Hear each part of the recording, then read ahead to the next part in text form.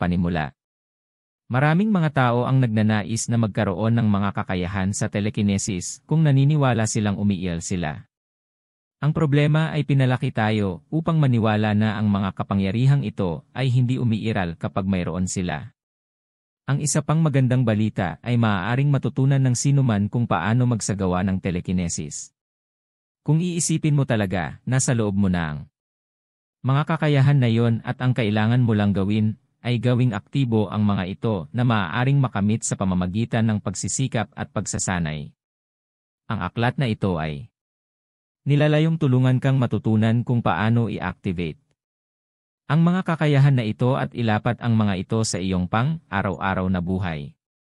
Maaaring nanood ka ng mga pelikula kung saan ang mga tao ay tila may kakayahan na ihagis ang mga sasakyan sa paligid na parang mga laruan o buhatin ang ilang mga gusali. Ayaw kong pasabugin ka. Bubble, ngunit hindi ito kung ano tayo pinag-uusapan dito.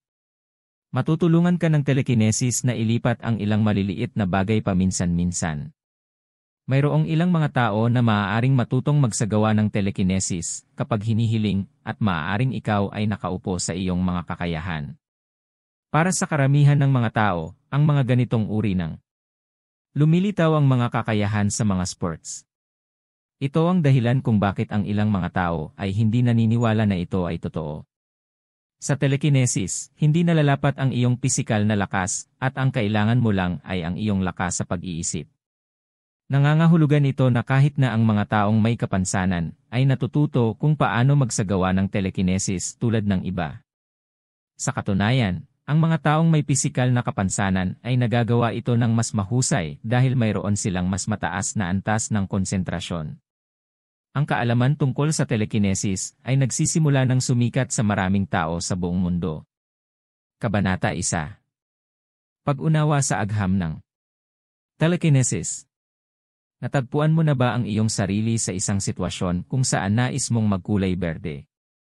Ang mga ilaw ng trapiko upang maipagpatuloy mo ang iyong paglalakbay o mapangarap na tumitig sa isang slot machine na sinusubukang lumikha ng isang laban. Ang pananaliksik ay nagpapakita na maaaring kailangan mong ipagpatuloy ang pagsubok dahil nagagawa mo iyon telekinesis. Telekinesis ay tungkol sa lahat. Kakayahang kontrolin ang mga paggalaw ng mga bagay sa pamamagitan ng kapangyarihan ng iyong isip. Gumagana ito sa pamamagitan ng pag-project ng isang bahagi ng iyong malay na isip sa partikular na bagay. Ikaw ay naghahanap upang lumipat. Ang karaniwang nangyayari ay ang pag-concentrate mo sa bagay at gawin itong bahagi ng iyong sarili at pagkatapos ay magagawa mong ilipat ito.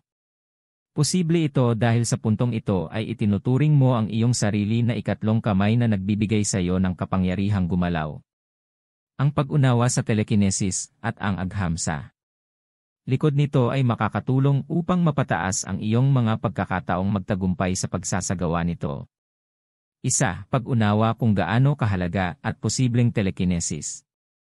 Ang enerhiya ay simpleng kapasidad na gumawa ng trabaho at ang mga katawan ay puno ng enerhiya at ito ang tumutulong sa atin na gumalaw, huminga at kahit na magtrabaho. Ang enerhiya na ito ay nakukuha mula sa ang pagkain na ating kinakain at tinutukoy bilang enerhiya ng kemikal. Halos 40% lamang ng enerhiyang ito ang napupunta sa gawaing mekanikal. Ang proseso ng cellular respiration ay naglalabas ng potensyal na kemikal na enerhiya na kalaunan ay nagiging kinetic energy kapag nasa mga kalamnan. Tungkol sa telekinesis, ginagamit ng isang tao ang kemikal na katawan na nakaimbak sa loob ng katawan sa halip na gamitin ang potensyal na kemikal enerhiya. Bagamat ang enerhiyang kemikal na ito ay hindi makikita kahit man lang sa hubad mata, ito ay talagang umiiral. Ang unang batas tungkol sa thermodynamics ay nagsasaad na hindi posible na lumikha o magwasak ng enerhiya, ngunit ito ay maaaring baguhin o ilipat mula sa ibang anyo patungo sa iba. Ang enerhiyang umiiral sa anumang sistema ay pareho at ito ay tumutukoy din sa kapaligiran. Taliwas sa popular na paniniwala, ang telekinesis ay hindi magic. Ito ay tungkol sa paglilipat ng enerhiya mula sa katawan ng isang tao na siyang kapaligiran sa kasong ito sa isang bagay na itinuturing na sistema dahil ito ay nasa labas ng bagay. Dalawa, kilalanin ang enerhiya na dumadaloy sa iyong katawan. Umiiral ang telekinesis na may mentalidad na ikaw at ang bagay na sinusubukan mong manipulahin ay iisa. Ito ang dahilan kung bakit kailangan mong maramdaman ito sa oras na makuha mo ang koneksyon habang dumadaloy ito sa iyong katawan. Maaari mong subukan ang dalawang pagsasanay upang subukan iyon. Subukang iunat ang iyong mga braso sa harap mo at ibaluktot ang bawat kalamnan na mayroon ka. Magagawa mo ito ng mga 1-0 segundo at magagawa mo rin ito para sa iyong kamao. Pagkatapos ng 1-0 segundo, lubusang ipahinga ang iyong braso at subukang kunin ang pakiramdam ng init na dumadaan dito. Maaari kang makaranas ng isang bagay na katulad ng isang elektrikal pandamdam o ang init ay maaaring pulso. Ang nararamdaman mo pagkatapos ng pagkurot ng iyong kalamnan ay ang enerhiya na aming tinutukoy. Sa makatuwid, ang iyong layunin ay makontrol ito. Enerhiya ng walang anumang uri ng pag-trigger tulad ng kinakailangan upang ilipat ang iyong mga kalamnan. Kapag nakarating ka na sa punto na kaya mo na itong gawin, ang susunod na bagay ay ang pag-aaral na suportahan ang enerhiya. Ang isa pang ehersisyo na maaari mong subukan ay ang paghahanap ng isang angkop na malamig na lugar kung saan maaari mong ganap na mamahinga ang iyong katawan. Maaari mong piliin na umupo o humiga sa paraang hindi tumatayo ang buhok sa iyong katawan. Ang ehersisyong ito ay mangangailangan sa'yo na magsanay sa pagkontrol sa enerhiya na natural mong madarama na sinusubukan kang mag-alok sa iyo ng init upang maiwasan ka sa pagyelo. Kapag nakontrol mo ito, magiging mahusay ka sa pagkontrol sa sobrang enerhiya na napupunta sa mga walang kwentang bagay. Sa paglipas ng panahon, malalaman mo kung paano ipadala ang enerhiyang ito mula sa isang bahagi ng iyong katawan patungo sa isa pa, halimbawa ang iyong kamay o dibdib kung kinakailangan. 3. Maging tiyak sa iyong paraan ng pagmamanipula sa sistem. Dahil manipulahin mo ang sistem, mahalagang maging tiyak kung paano mo ito gustong gawin. Ito ay patungkol sa kung iniisip mong itulak, hilahin o paikutin ito. Madaling hilahin ang sistem dahil sa katotohanan na magkakaroon ka ng kaalaman sa direksyon ng enerhiya. Gayunpaman, ang levitation ay napakahirap dahil nangangailangan ito ng pagliit ng inertiya na nilalaman ng mga sistem upang magawa itong napakagaan upang paganahin ang reaksyon ng electromagnetism ng sistem at sa paligid nito. Kapag gusto mong baguhin ang anyo ng sistem, kailangan mong baguhin ang lahat ng kinetic energy na magagamit sa sistem at ito ang karaniwang tinutukoy bilang init. Ang dami ng enerhiya ng init na kinakailangan upang baguhin ang sistema ay binibilang sa mga tuntunin ng mga kalori na katumbas ng 4.184 joules. Ito ang dahilan kung bakit maaaring medyo mahirap para sa iyong isip na baguhin ang anyo ng isang bagay kahit na posible. 4. Idirekta ang enerhiya patungo sa kanilang sistema. Kapag mayroon kang lakas, kailangan mong idirekta ito sa kanilang sistema at kung paano mo ginagawa. Ito ay nasa iyo. Ito ay dahil sa ang katunayan na mayroong iba't ibang mga pamamaraan na gumagana para sa iba't ibang tao. Iba ang iniisip ng mga tao at dahil ang telekinesis ay tungkol sa paggamit ng isip upang manipulahin ang mga bagay, kailangan mong alamin ang paraan na gumagana para sa iyo. Bago ka makarating sa puntong ito, mahalagang madama ang sistema at subukang malaman ang bigat nito, matukoy ang dami ng enerhiya na kailangan upang pisikal na ilipat ito. Pagkatapos gawin yon, subukang tingnan kung maaari mong itugma ang parehong antas ng enerhiya sa iyong nararamdaman sa loob ng katawan, ngunit kapag ikaw ay hindi pisikal na hinahawakan ang bagay. Ang dapat mong tandaan ay ang prosesong ito ay nangangailangan ng tuloy-tuloy na daloy ng enerhiya. Sa sandaling simulan mo ang proseso ng pagbabago ng isang sistema, huwag huminto. Ituon ang iyong enerhiya dito, o kung hindi, ito ay ipagpatuloy ang pangunahing estado nito ayon sa unang batas ni Newton na nagpapahiwatig na ang isang bagay ay nananatili sa pahinga hanggang sa isang puwersa ang kumilos dito, at ang puwersang iyon ay ikaw.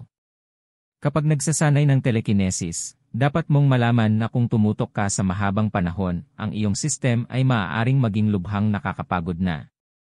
Maaaring humantong sa banayad na pananakit ng ulo minsan sa ilang sandali. Kahit na ang mga pananakit ng ulo na ito ay hindi malubha, ipinahihiwatig nito na dapat mong gawin magpahinga ka. Sa buong kasaysayan, ang taong may pinakamalakas na naitalang telekinetic talent ay si Nina Kulagina na isang Russian housewife. Gayunpaman, kahit na ang malakas na babaeng ito ay nagawa lamang na gumawa ng mga bagay upang gumulong at lumipat, ngunit hindi ganap na lumutang. Sa pamamagitan ng telekinesis, maaari mong manipulahin ang mga bagay sa maraming paraan, ngunit hindi ito nangangahulugan na magagawa mo ang maraming imposibleng bagay na ibinulong tungkol sa telekinesis dahil ang ilan sa kanila ay mga ilusyon lamang. Kabanata 2, Naghahanda. Para gumanap telekinesis. Ang telekinesis ay nasa ilalim ng pag-aalinlangan sa loob ng maraming taon. Kadalasan, hindi iniisip ng mga tao ang tungkol dito dahil sa katotohanan na sila. Hindi ko naranasan ang mga ito. Ang katotohanan na walang anumang agham upang i-back up ito ay hindi nangangahulugan na ito ay hindi posible.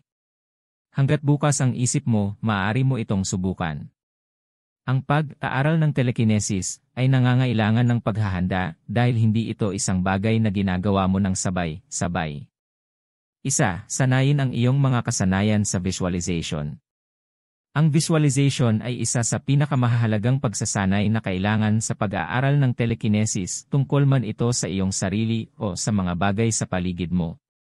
Ang mga pagsasanay na kailangan mong isagawa ay hindi makakapagbigay sa iyo ng mga resulta kung hindi mo i-back up ang mga ito ng mga kasanayan kung saan pumapasok ang paggunita. Gumagana ito sa parehong paraan tulad ng pagmumuni sa kahulugan na una mong makita ang nais na resulta sa iyong isip at pagkatapos ay nais na ang mga ito ay talagang mangyari at magtrabaho dito. Kapag handa ka ng pumasok sa visualizing, dapat kang magsimula sa maliliit na bagay. Tumutok sa bawat maliit na detalye at ito ay maaaring mangailangan ng pakiramdam, pang-amoy, pagkuha ng kulay, at maging ang lasa ng mga bagay na ito hanggang sa makarating ka sa puntong makikita mo ang buong eksena sa iyong isipan. 2. Magnilay. Ang sinumang may kaalaman sa alam ng telekinesis na ang meditation ay core sa pagpapaunlad ng iyong mga kakayahan na higit sa tao. Kailangang 100% malinaw ang iyong utak upang maipamahagi mo ang enerhiya na kailangan para makontrol ang mga bagay sa paligid mo. Hindi ka dapat magkaroon ng anumang iba pang mga pag-iisip na maaaring makagambala at makagambala sa iyo upang magkaroon ng sapat na lakas upang makontrol ang mga bagay na gusto mo. Ang pinakamabilis na paraan ng pagbuo ng kasanayang ito ay sa pamamagitan ng pagmumuni-muni. Maraming mga tao ang nag-iisip na ang pakikinig sa musika sa panahon ng pagmumuni-muni ay nakakatulong sa kanila na tumutok, ngunit ito ang kabaligtaran. Karaniwan tayong nabubuhay ng napakaabala na ang magagawa mo para humanga ay ang pag-iwas sa maraming bagay ng sabay-sabay. Ang pagmumuni-muni ay isang mahusay na paraan ng pagtakas mula sa lahat ng kaguluhang ito na may kaugnayan sa ganitong uri ng buhay. Ito ay kapag ang iyong mental na proseso ay naglaro. 3. Buksan ang iyong isip. Ang pagsasanay sa telekinesis ay gumagana tulad ng hypnosis sa kahulugan na hindi mo makakamit ang mga resulta na gusto mo kapag ikaw ay may saradong isip. Kung ano ang iniisip mo ay kung ano ang gagawin mangyari at kung gusto mong magawa ito, baka maniwala ka. Ang kailangan mo ay huwag pansinin ang sinasabi ng mga tao at ibigay ang lahat ng mayroon ka. Kapag hindi ka naniniwala, dapat siguraduhin mong walang mangyayari. Gayunpaman, kung naniniwala ka, hindi ito isang garantya, ngunit may posibilidad na mangyari ito. Ang pag-aaral ng telekinesis ay walang puwang para sa mga pagdududa. 4. Maging matyaga. Ang pasensya ay higit sa lahat kapag nag-aaral ng telekinesis. Kung titingnan mo ang kasaysayan ng telekinesis, tumagal ng maraming taon ang mga tao. Pagsasanay upang maperpekto ang sining. Hindi mo matiyak ang sandali kung kailan mo makakamit ang mahiwagang pinaghalong enerhiya at kaya ang kailangan mong gawin ay patuloy na magsanay. Hindi ito tulad ng pagbaba ng timbang kung saan unti-unti mong nasasaksihan ang mga resulta. Dito, kailangan mong magpatuloy sa pagsasanay hanggang sa isang araw ay may mangyari dahil hindi mo alam kung kailan yon. 5. Magpahinga.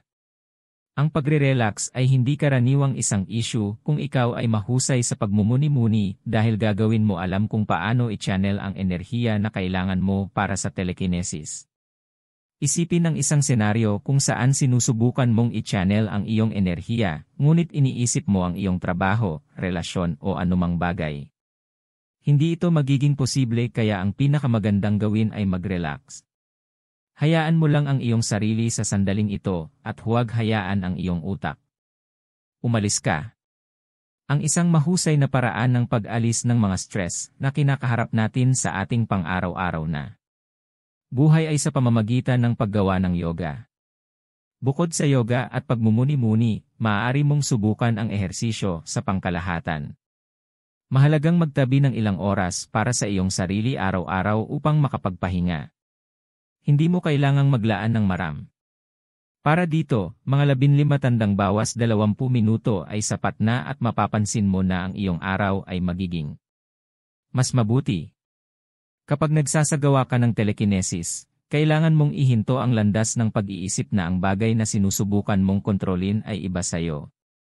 Ang buong ideya ay dapat pareho kayong magkaroon ng parehong enerhiya. Kung naniniwala ka na ang kutsara na sinusubukan mong manipulahin ay isang natural na bahagi mo kung gayon magagawa mo. Upang ilipat ito. Kabanata 3. Pag-aaral kung paano magsagawa ng telekinesis. Isa sa pinakamaraming tanong na itinatanong ng mga taong natuto tungkol sa telekinesis ay kung paano nila ito magagawa. Hindi ito nangangahulugan na ito ay madali. Bilang karagdagan sana, hindi mo dapat isipin na mayroong isang tiyak na pamamaraan na dapat sinundan kasi kaso one show. Hindi na aangkop dito ang fit-all. Walang pattern na estilo na gumagana para sa lahat. Iba-iba ang mga tao at ang antas ng pagsisikap na kailangan mo para dito ay nakasalalay sa kung paano tumugon ang iyong isip, katawan at kaluluwa sa pagsasanay. Karamihan sa mga tao ay nangangailangan ng maraming pagsisikap para mangyari ito na maaaring ang dahilan kung bakit karamihan sa kanila ay hindi nagtatagumpay.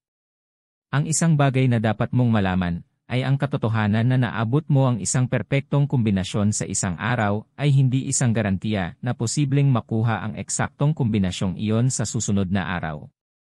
Ang pinakamahalagang bagay ay huwag mawala ng pag-asa at magpatuloy upang makamit ang mga huling resulta na gusto mo. Pagdating sa telekinesis, ang pagsasanay ay nagiging perpekto. Sa pamamagitan ng pagsunod sa gabay na ito, magagawa mong matagumpay na guma-telekinesis. 1. Tumutok lamang sa isang maliit na bagay. Kapag gusto mong ilipat ang mga bagay sa paligid mo, dapat mong i-channel ang iyong natural na enerhiya sa paggawa nito at nangangailangan ito ng mataas na antas ng konsentrasyon. Ang pinakamadaling paraan ng paggawa ay sa pamamagitan ng pagsisimula sa magaan ng mga bagay at kasama sa mga halimbawa isang maliit na lapis o posporo. Ang pinakamadaling bagay na manipulahin ay ang mga may molekul na magkalayo. Kapag nagawa mo na ito, maaari kang magpatuloy sa mas malalaking bagay. Maaari mong subukang sanayin ang mga sesyon na ito ng 2 beses sa isang araw. 1 oras na ito. Sapat sa isang araw. Dahil natutunan mo ang tungkol sa paggunita, maaari mong subukang isipin ang bagay na gumagalaw. Mahalagang maging tiyak kung saan mo gustong ilipat ang bagay kung ito ay nasa kanan, kaliwa, kung gusto mo itong gumulong o kung gusto mong ilipat ang bagay. 2. Gumawa ng psi balls. Ito ay mga bola na naglalaman ng enerhiya na maaari mong maramdaman, manipulahin at kahit na gamitin ito upang magsagawa ng mga komplikadong gawain sa oras. Maaari kang magsimula sa pamamagitan ng paghawak sa iyong mga kamay na parang nagkukap ka ng bola. Isipin kung gaano kalaki ang bola, kung ito ay nagniningning, at ang kulay nito. Matapos maging konkreto ang imaheng ito, maaari mo itong palipat-lipat bago linisin ang hugis at laki. Kapag naperpekto mo ang sining na ito, maaari kang magpatuloy sa paglilipat ng enerhiya na ito sa iba pang mga bagay. Isipin kung paano natumba ng baseball ang isang florera at tumutok sa iyong pagpindot ng bola ng PSA. Mga bagay na totoo at maaaring mangyari. 3. Gumawa ng flamework. Bukod sa pagharap sa maliliit na bagay, dapat mong subukang magtrabaho sa apoy. Subukan mo nagsisindi ng kandila at manood habang kumikinang ito. Pagkatapos nito, kailangan mong i-clear ang iyong isip at sa halip ay punuin ito ng apoy. Tingnan ang apoy habang ito ay kumikislap at ginagamit ang iyong enerhiya upang ilipat ito. Maaari mong pagsasanay ang paglipat nito sa kanan, kaliwa na ginagawa itong mas malaki o lumalabo at karaniwang gawin. Itong anumang gusto mo sa iyong isip. Maaari mo ring gawin itong sayaw. Ang pagsasanay sa apoy ay inirekomenda sa una dahil mas madaling manipulahin ang mga ito dahil sa katotohanan na ang mga ito ay hindi mabibigat na bagay ngunit mga bola ng enerhiya at kaya hindi sila maglalaban ng marami. Ang ehersisyo na ito ay maginhawa lalo na kapag ikaw ay pagod at naghahanap ng isang ehersisyo upang matulungan kang magsimula sa telekinesis. 4. Magpalit ng mga pagsasanay.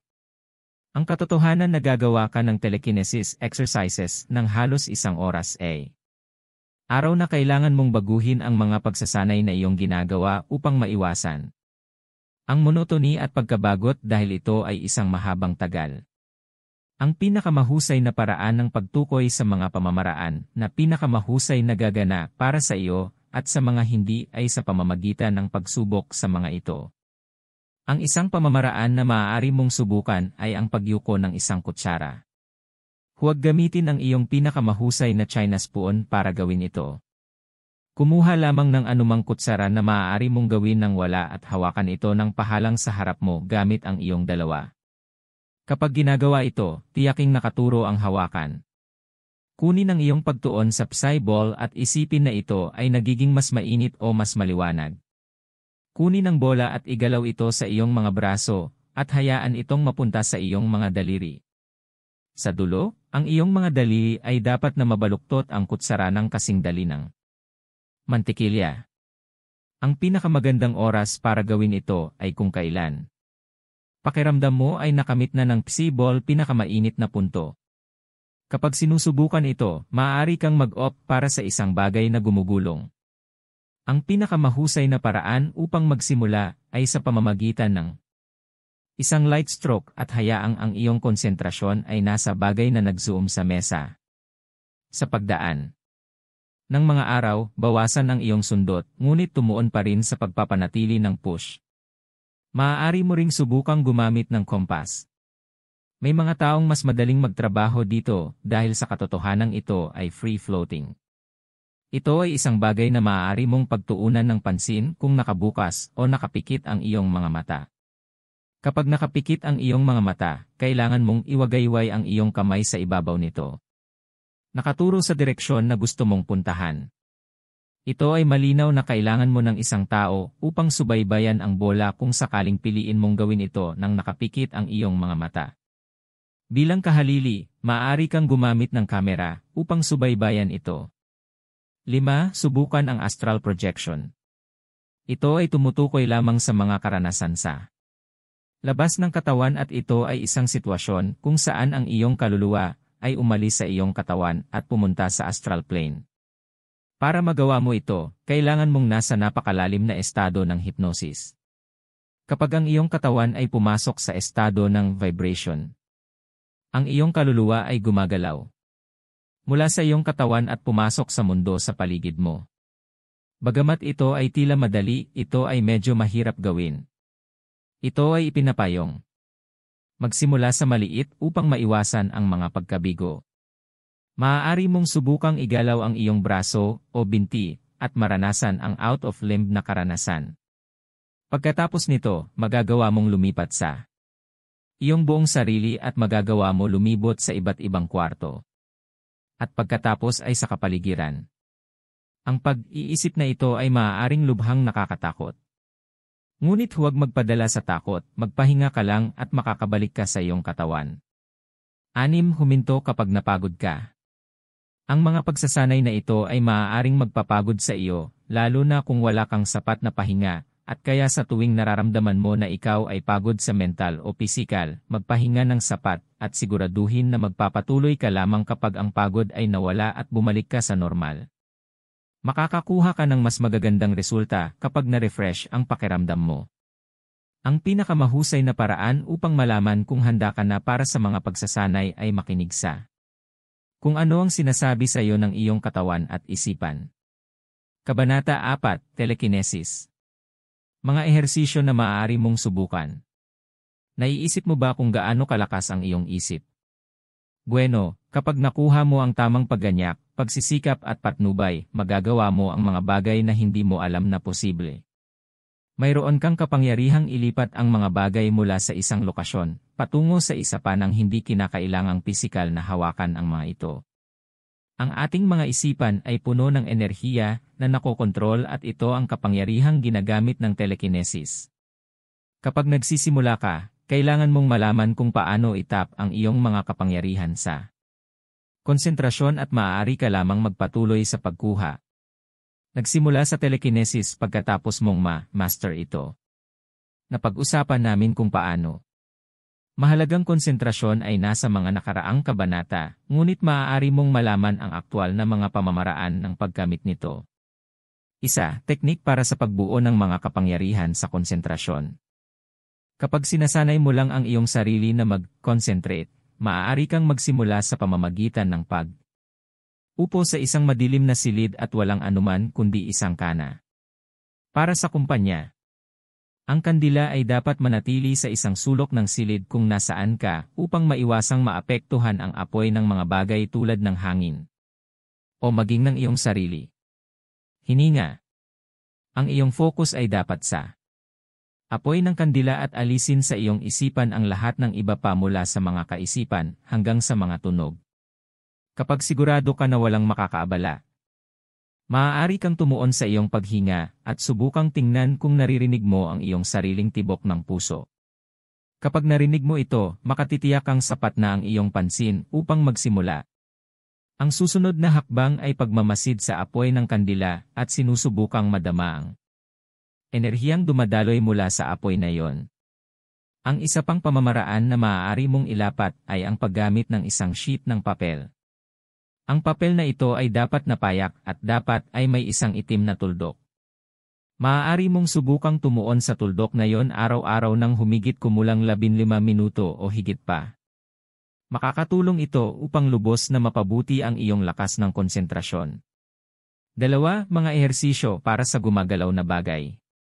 Kapag napag-aralan mo na ang iyong diskarte sa konsentrasyon at handa ka nang magsimulang gumalaw ng mga bagay, maaari kang makisali sa mga pagsasanay na makakatulong sa iyo.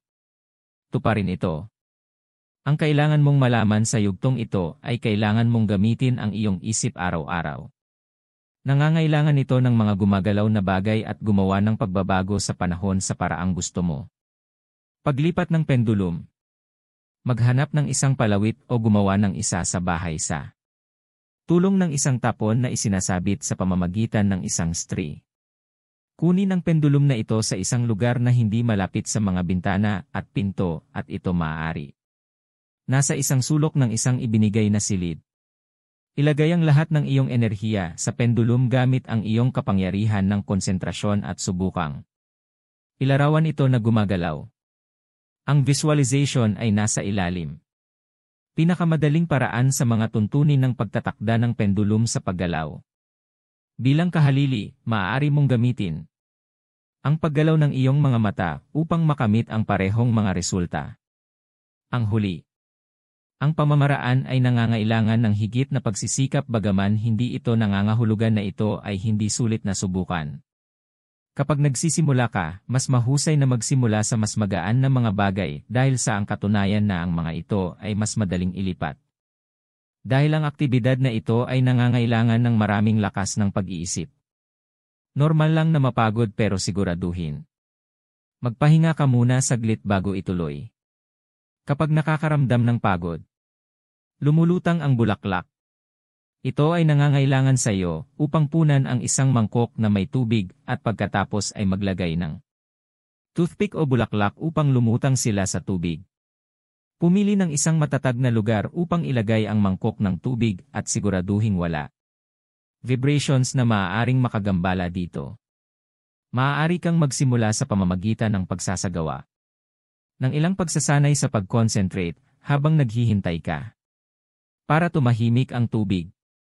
Kapag ganito mangyayari, ang bulaklak o ang bagay na iyong pinili ay namamalagi sa isang sulok ng mangkok. Ilagay ang iyong konsentrasyon sa toothpick o bulaklak ng medyo matagal bago ay channel ang iyong enerhiya sa gawaing magdulot ng mga ripples sa loob ng tubig. Huwag alisin ang iyong pagtuon sa palito o bulaklak at ilipat ang iyong ginagamit sa paligid ng mangkok. Sa makatuwid, dapat itong umiikot sa mangkok. Kapag nagtagumpay ka dito, maaari mong subukang ibalik ang mga bagay sa normal sa pamamagitan ng paggawa ng tubig sa paraang tulad ng dati. Isang maksimum na tagal ng 15 minuto ay inirerekomenda para dito. Ehersisyo. 3. Mga pagsasanay para sa pagbabago ng hugis ng isang bagay. Kung mas mahusay kang magsanay ng telekinesis pagkatapos ay maaari kang lumipat mula sa maliliit na bagay patungo sa mga advanced na pagsasanay at ito ay maaaring sinusubukang baguhin ang hugis ng isang bagay. Ang unang ehersisyo na maaari mong simulan ay kinabibilangan ng paggulong ng mga gilid ng papel sa tulong ng iyong isip.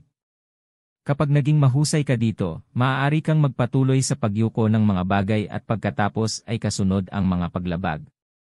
Bagamat ang pagtutok sa apoy ay maaaring mapahusay ang iyong lakas ng konsentrasyon, ang isang advanced na hakbang ay nangangailangan sa iyo na aktwal na ibaluktot ang apoy sa direksyon na iyong pinili. Kapag nagtagumpay ka dito, maaari mong subukan ang discarding ito sa isang kutsara. Ang mga hakbang na kailangan mo sa yugtong ito ay kinabibilangan ng pagtutuon, pagiging isa sa bagay, paghiling na baguhin ang bagay na iyon at pagkatapos ay gamitin ang lahat ng nakaimbak na enerhiya na mayroon ka upang aktwal na ibaluktot ang kubyertos o iba't ibang bagay na pagnanasa. Ang aktibidad na ito ay mas matindi kaysa sa mga nauna, kaya't ang kahalagahan ng maayos na pahinga ay hindi maaaring labis na bigyang diin. Kapag nakaramdam ka ng pagod, ang pinakamagandang gawin ay pahinga. 4. Mga pagsasanay para sa paghawak ng mga bagay. Kalagitnaan ng hangin. Kapag naipasa mo na ang lahat ng iba pang hakbang, ang huling hakbang ng telekinesis ay ang pagsasanay upang hawakan ang mga bagay sa kalagitnaan ng hangin. Kapag sinimulan mo ang yugtong ito, ipinapayong magsimula sa maliliit na bagay. Kapag nagawa mo na ang pagkatapos ay maaari mong subukan ang mas mabibigat na bagay tulad ng mga upuan. Ang unang hakbang dito ay tumutok sa iyong mga palad at kuskusin ang mga ito upang ilipat ang enerhiya sa kanila. Ang mga galaw ng iyong mga kamay ay gagabay sa iyo sa iyong pagtatangka na iangat ang mga bagay tulad ng nakatigil, barya, lalagyan at iba pa. Ito ay mahalaga na gamitin ang iyong mga mata upang kontrolin ang mga bagay upang maiwasan ang mga ito na mahulog sa lupa. Nangangahulugan ito na talagang walang puwang para sa distraction kahit isang minuto lang. Mas madaling mag-channel ng enerhiya sa mas maliliit na bagay at hawakan ang mga ito. Sa kalagitnaan ng hangin. Ang telekinesis ay hindi isang bagay na maaari mong epektibong makabisado sa isang araw. Kaya naman mayroong iba't ibang yugto at ito ay gagabay sa iyo sa paglalakbay ng pag-aaral upang ilipat ang mga bagay gamit ang iyong isip. Sa makatuwid maraming dedikasyon, pagsasanay at tiyaga ay maaaring pumunta sa isang mahabang paraan patungo pagtaas ng iyong mga pagkakataong magtagumpay. Gayunpaman, mayroong 4 na gintong panuntunan na gagabay sa iyo kung ilalapat mo ang mga ito patungkol sa pag-aaral na gumanap telekinesis. Ang una ay ang lahat ng bagay ay naglalaman ng enerhiya. Posibleng gamitin ang isip ng tao upang kontrolin ang enerhiyang ito na umiiral sa mga bagay. Kapag may permission ng dalawang kapangyarihan, ang resulta ay mas malakas na kapangyarihan at panghuli. Ang buong proseso na isinasagawa sa pagsasanay ng telekinesis ay hindi kumpleto kung walang komunikasyon. Kabanata 5. Mga karaniwang pagkakamali na dapat iwasan kapag nag-aaral. Telekinesis. Ang pag-aaral ng telekinesis ay isang unti-unting proseso na nangangailangan ng oras at pasensya upang maging perpekto. Para sa ilang mga tao ito ay maaaring mga araw, habang para sa iba ay maaaring buwan. Sa proseso ng pag-aaral ng telekinesis, may ilang mga pagkakamali na maaari mong magawa at ang pag-alam sa ilan sa mga karaniwang pagkakamali na ginawa ng ibang tao ay makakatulong sa iyong maiwasan ang mga ito. 1. Pagmumuni-muni sa sarili. Karaniwang binabaliwala ng maraming tao ang bahagi tungkol sa paggawa ng mga bagay sa iyong sarili na bahagi ng pagsasanay para sa telekinesis, at ito ay lalo na sa mga nagsisimula. Walang anumang tunog na formula upang ipaliwanag kung paano gumagana ang telekinesis, at ito ang dahilan kung bakit maraming tao ang naiwan upang galugarin at tuklasin ang kanilang mga personal na tampok.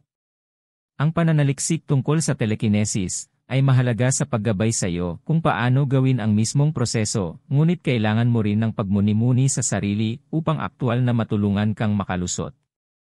Ang ibig sabihin nito ay malalaman mo ang lahat ng kailangan mo tungkol sa telekinesis, ngunit ang iba pa tungkol dito.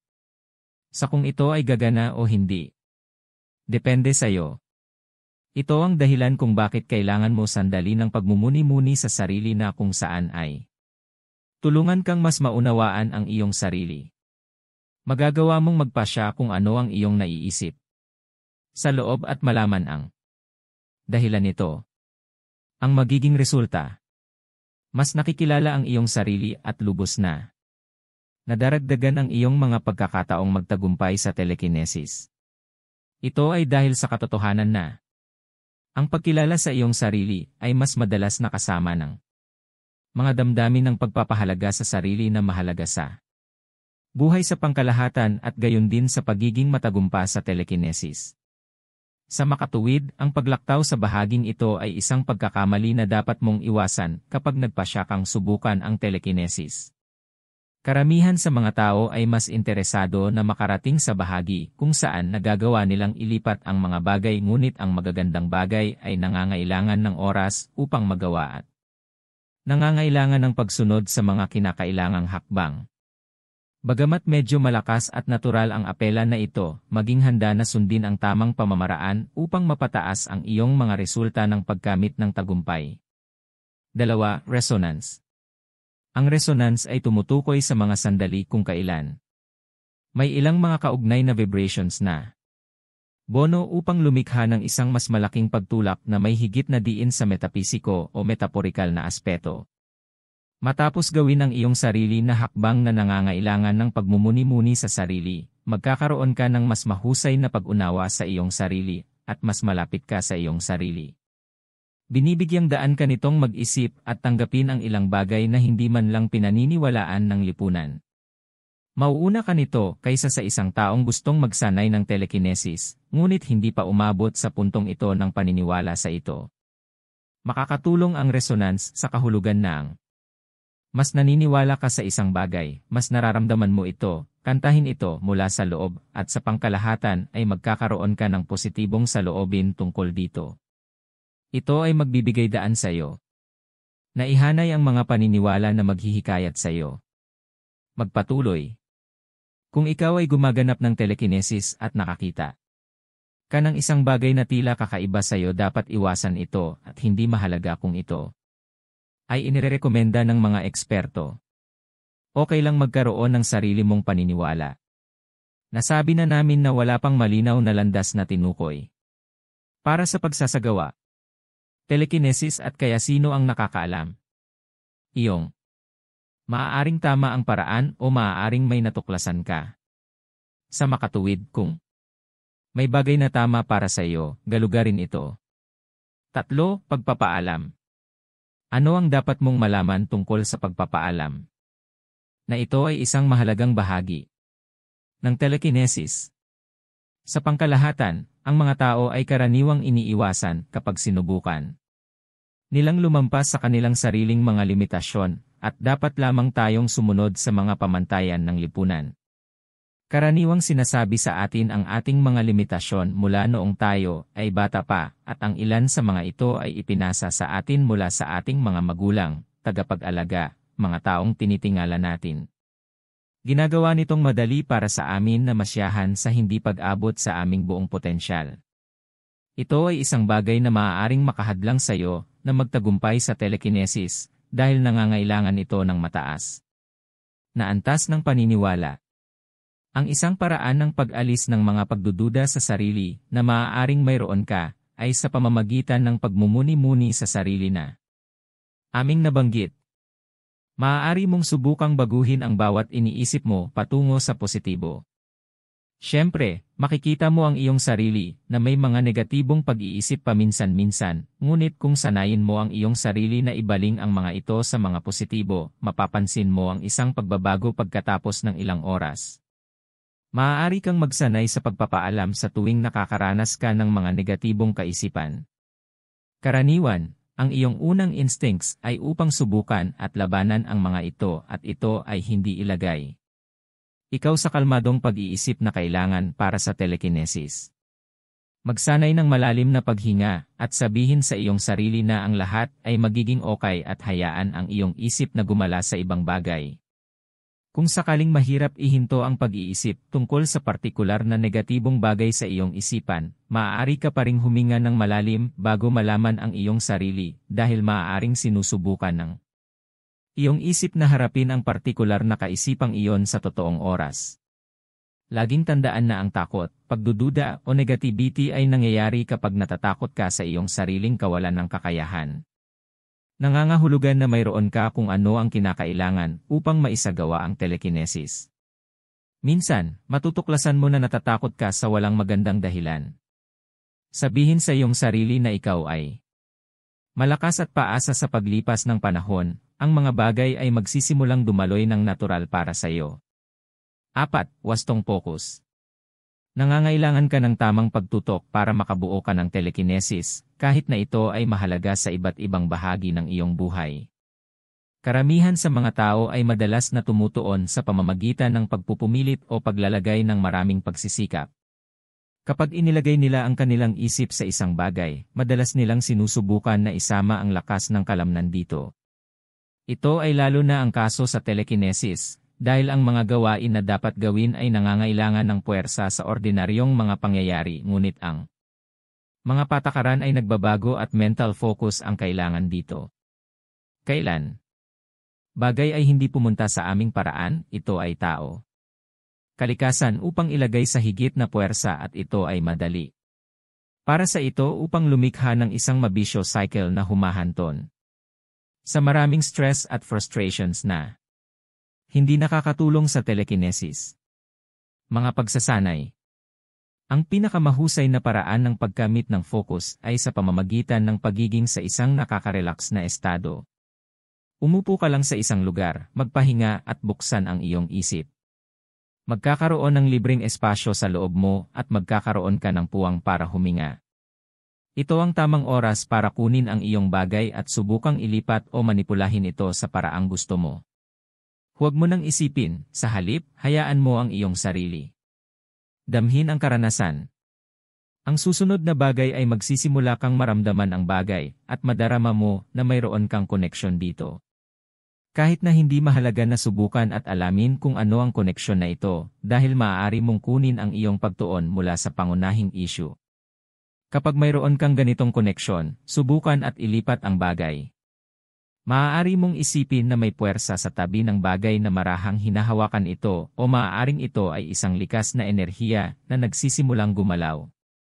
Subukang gawing makatotohanan ang imahinasyon na ito hanggat ito ay isang napakahalagang punto dahil ito ang karaniwang punto kung saan karamihan ng mga tao tanungin kung gaano kalehitimo ang kanilang ginagawa o subukang i-rationalize ito at ito ay maaaring makagulo sa buong pamamaraan. Huwag masyadong maging mahirap sa iyong sarili dahil kakailanganin mong sanayin ito ng ilang oras bago ka maging mahusay dito. Kapag sinanay mo ito, mas malamang na magsimulang gumalaw ang bagay. Gayunpaman, huwag masyadong hawakan ang pag-asa na ito dahil maaari kang mabigo dahil hindi garantisado ang mga resulta at maaaring tumagal ito sa ibang pagkakataon. Oras. Mga huling pag-iisip. Ang iba't ibang tao ay may iba't ibang bagay na Masasabi tungkol sa telekinesis, patungkol sa kung ito ay totoo o hindi. Meron. Mga taong makapagpapatunay sa katotohanan ito ay talagang umiiral at nagawa na nila ito o nakitang ginawa ito ng iba. Gayunpaman, ito ay isang bagay na maaari mong malaman sa iyong sarili. Ang kailangan mong malaman ay ang mga resulta ay hindi garantisado at habang ito ay maaaring madali para sa ilang mga tao, ito ay maaaring tumagal ng higit pang pagsisikap para sa iba. Ang aklat na ito ay mahalaga para sa iyo kung nagpasya kang subukan ang telekinesis. Mahalagang huwag baliwalain ang mga paghahandang kinakailangan para mangyari ito. Kapag inilapat mo ang mga tip na naka-highlight dito at aktwal na sinubukan ang iba't ibang mga pagsasanay na ipinakita, lubos mong pinapataas ang iyong mga pagkakataong magtagumpay sa telekinesis. Bago mo simulan ang paglalakbay na ito, kailangan mong maging handa sa katotohanan na ito ay hindi madali at nangangailangan ito ng maraming trabaho, dedikasyon at tiyaga. Kung mayroong kahit isang maliit na pagkakataon na maaari mong gamitin ang kapangyarihan ng iyong isip upang manipulahin ang mga bagay sa paligid mo kung gayon, bakit hindi mo ito kunin? Ito ay isang pagkakataon upang tuklasin ang iyong buong potensyal at sino ang nakakaalam. Maaaring isa ka sa iilan na may natatanging kakayahan sa paggawa nito. Kung ito ay isang bagay na gusto mong subukan, good luck. Kung hindi, maaari mong ibahagi ang impormasyong ito sa mga nasa paligid dahil maaaring hindi mo alam kung sino ang maaaring interesado. Lahat ng pinakamahusay